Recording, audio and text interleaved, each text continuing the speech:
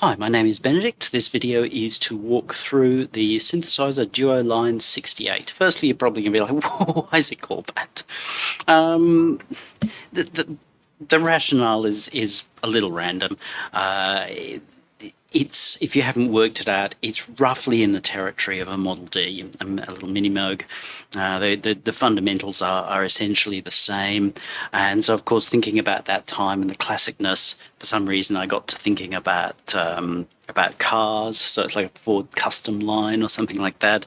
And the time, it's not meant to be accurate. I think the Mini came out a little bit later. Don't know, don't care. Unusual name. That's what it is. Duo has nothing to do with it being duophonic or two oscillators or anything, just a name, accept it. So, just the housekeeping. We've got a little bit of processing happening here. We've got the SDO1, the special driver, that's just there to give us a little bit more. Nothing wrong with the synth on its own, but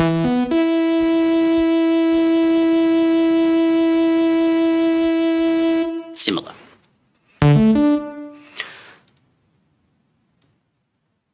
And a little bit of reverb.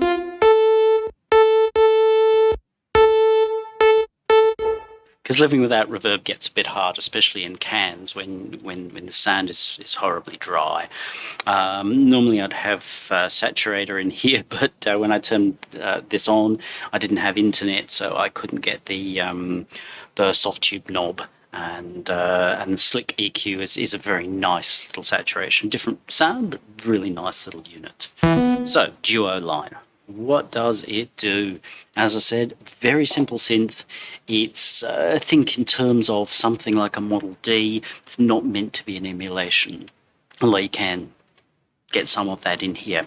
What we have as an architecture are three oscillators, 1, 2, and 3. They are all the same as each other, so we can move through this relatively quickly. We have a filter, a 24 dB low-pass ladder. Nothing tricky there. This is a Butte sounding filter. I've used this the whole time I've been making stuff in this platform, in the synthetic platform, and had a lot of positive feedback. And there are a lot of synths out there that people haven't even realized are synthetic that use that filter. It's a good little beastie. And then basic amplifier section. But we've got, this is where we bring our essential trick in that everything is designed to drift. There are quite a few layers of movement. When you've got drift off, nothing moves. When you've got it high, everything moves.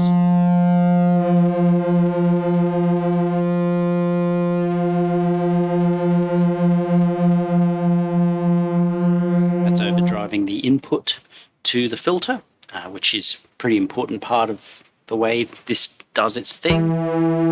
You can back them off if you don't want that crunchy thing. So the drift is moving your oscillators all the time individually. It's not sort of moving all of them up and down at the same time. There are different circuits to be moving each oscillator individually. We are moving the filter. I can't remember whether we're moving the resonance. It's not that important, but we're definitely moving the filter, and we're moving some LFO parameters as well. I think it's the rate is moved in here. Sorry, it's a little while since I made this one, so I don't remember the insides very well. But there's a lot of movement coming out of this drift.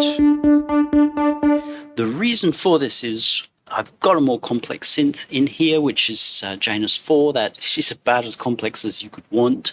And you've probably got lots of other Uber synths. If you're in Reason, you've got Thor and Europa. Anything you can't do in those is probably not worth doing. So the specialty of this is to provide simple character sounds of some kind. So it's polyphonic, analogy type things. They go for only monophonic, and that's good for leads.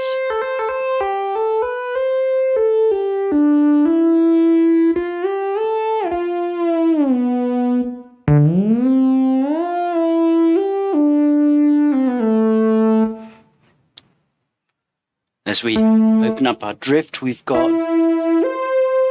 so much more character.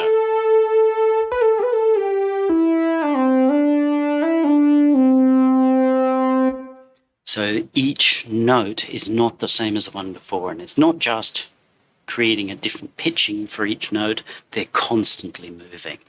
So let's start with, we'll turn that down to a sensible thing, put this back into poly.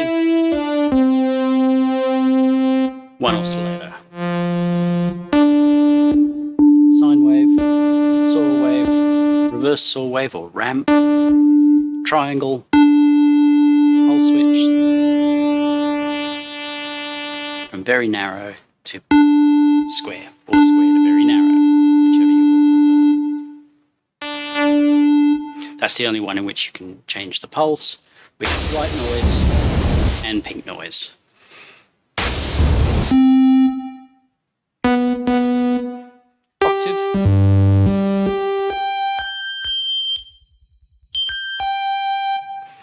Usual kind of octave range, semitone, minus and plus 12. So if you're here and thinking, oh geez, that's not low enough, you can drop yourself another octave. And of course fine. Pretty broad fine. There's no way to be 100% sure when you're back in the center, but that shouldn't be an issue with this because you're probably going to have drift up all the time. So the reality is it's virtually impossible to keep everything perfectly in tune. That's not the idea here at all. Second oscillator, exactly the same.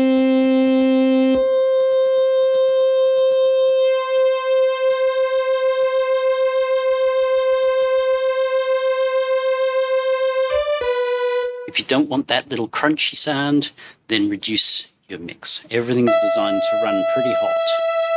It doesn't have a drive on the front of the filter. You can just achieve it here. So,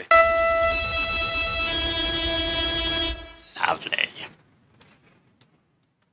That is deliberate decision. So it's entirely up to you how you run your things, and you will get quite a different sound. If you're looking for a string sound, and you're running everything hot, anything above about halfway we can consider hot, you will get crunchiness. Some of that's coming from this device here, but you will get a crunchiness even internal.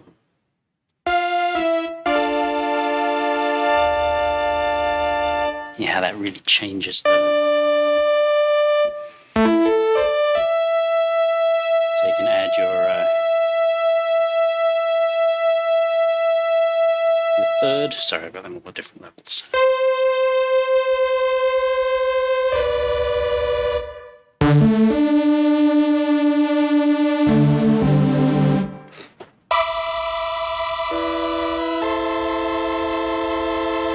So if you run through the presets, you'll see the sort of range of things that we can get. Now, trick. There is an extra thing hiding over here, FM, number 3, oscillator 3 to oscillator 1. By FM, it is the phase modulation Yamaha DX style. But we'll get pretty nasty pretty fast. Because these oscillators are not, they're not phase locked. And as pointed out, they're virtually never pitch locked either. There's a chance that we'll see you get these two oscillators perfectly in tune with each other. The idea is that it adds a kind of bite or grit. So we'll put that into.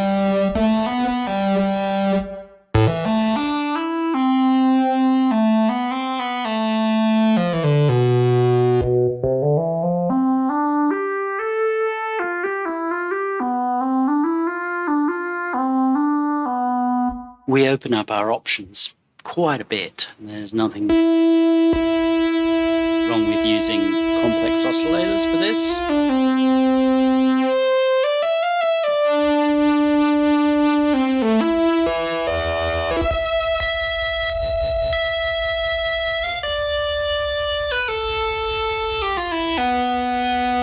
If you want to get rid of gnarliness,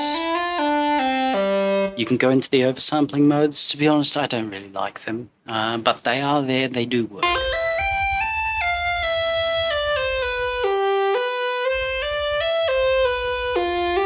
So we open up our tone palette quite a lot just with the one thing. You can get some pretty crunchy, unpleasant sounds depending on what you're looking for, but for leads and a lot of the things that people are going to use a Model D for, it's going to serve really, really nicely. Lfos. We've got a waveform, we've got a rate, and where it goes. We can send a large amount of pitch,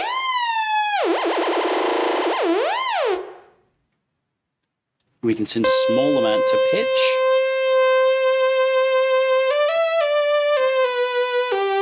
one thing that really annoys me is a lot of synths, they have the option to send a large amount, so that's more than you want a lot of times for vibrato, so I'll give you a special separate knob with a much milder thing. So you can use it as a fine control, but you probably won't need it for that. It's just if this is too much, use that. We can send our LFO to pulse width modulation.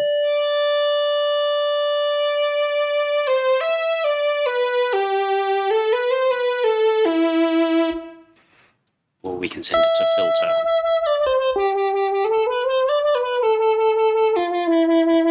Waveforms.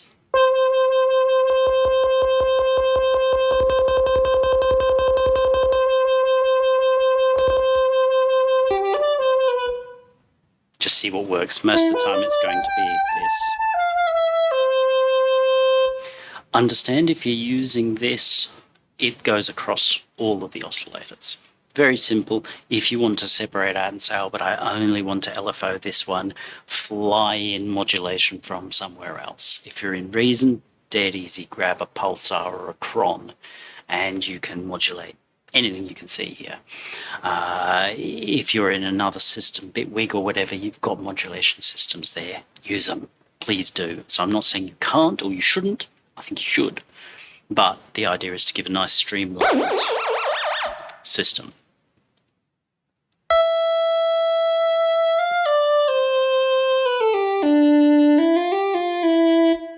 Quite nice sound. Filter, as we said, standard 24 dB low pass. We'll actually get rid of this, go back to a saw. Resonance.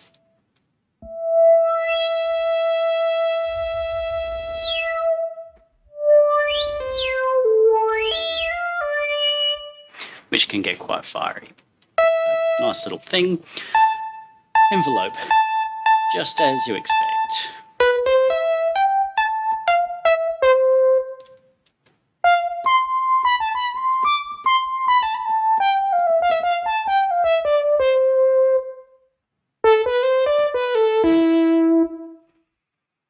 Key follow. Key follow, I don't love entirely how it behaves here, but this is how this system works easily.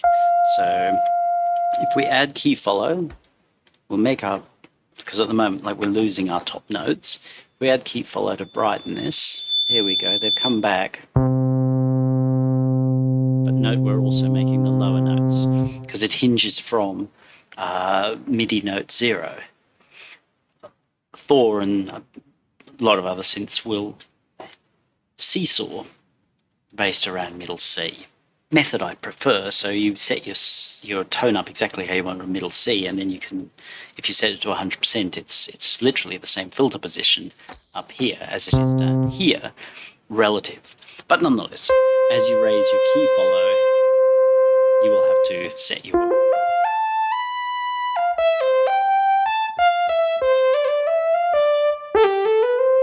position again, simply the way it works. So you'll find there'll be a general sort of thing you generally like to have a certain amount, and that's just kind of where you're going to set it. That's just how you'll probably operate, entirely up to you.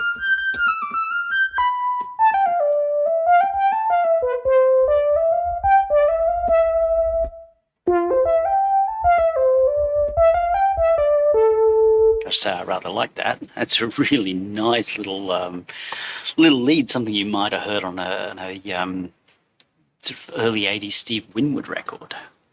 Pleased. Amplify, same ADSR exactly.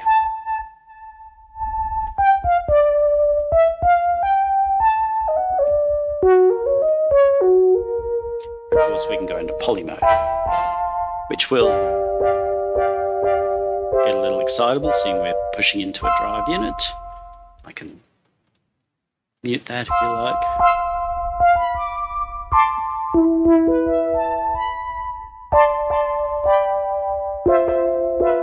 A lot of things that sound great for a mono synth will sound ghastly as soon as you put them into poly, which is one reason why a lot of analog synths are sold only in mono, because as soon as you put them in poly mode, they seem to lose all their...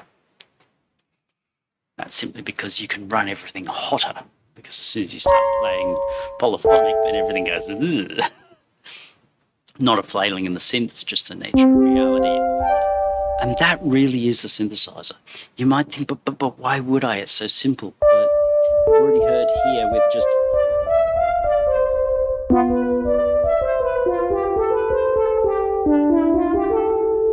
Ice cream van. With very simple application of just a couple of oscillators.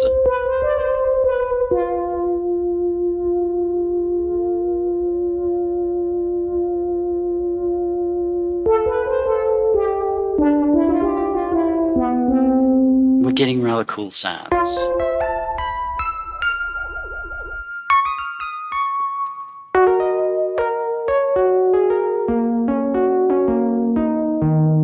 That's really quite mogy.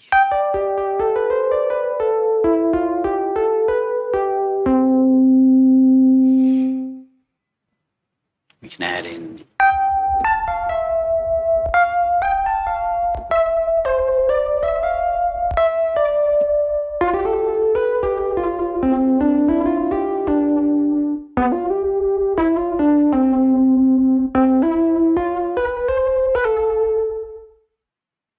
I'm just not a fan of the oversample, but it is there because I know a lot of people will really like it. That's mostly it. You listen to the presets, there's quite a big range of sounds that you can get in here, and it's all just about being subtle and deciding, okay, where do I want my...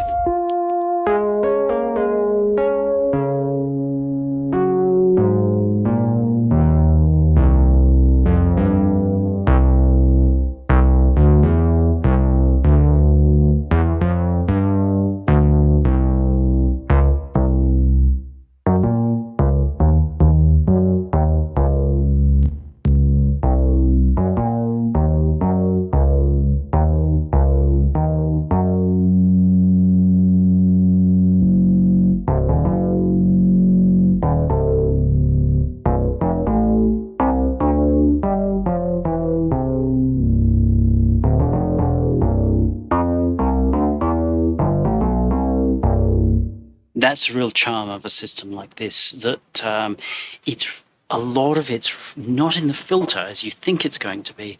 A lot of it's in how you balance up your tones in your oscillators. Then you feed them to the filter, and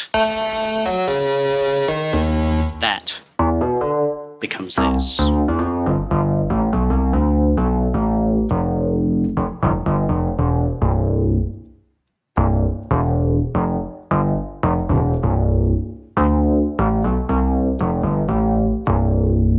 That's going to have such nice character inside a mix when it's used appropriately, obviously. So the whole difference between Janus and this. Now, Janus 4 can do this, but it doesn't have the drift built in, and this is designed to drive its filter harder than Janus is as well. But this will give you really nice sounds, including string sounds and the like, really quite simply, just by balancing the harmonics and overtones inside your waveforms. Now, you can do that by trial and error, or the more you know about what your waveforms are, what their harmonics are like, how you can stack them up together, then the more control you'll have.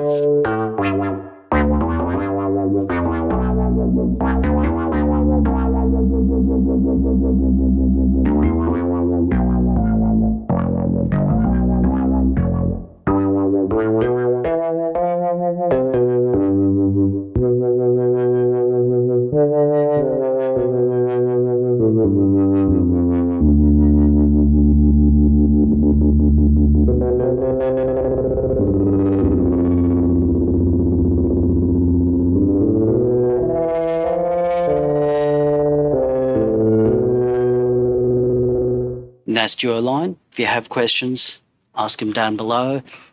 Most importantly, have fun with it.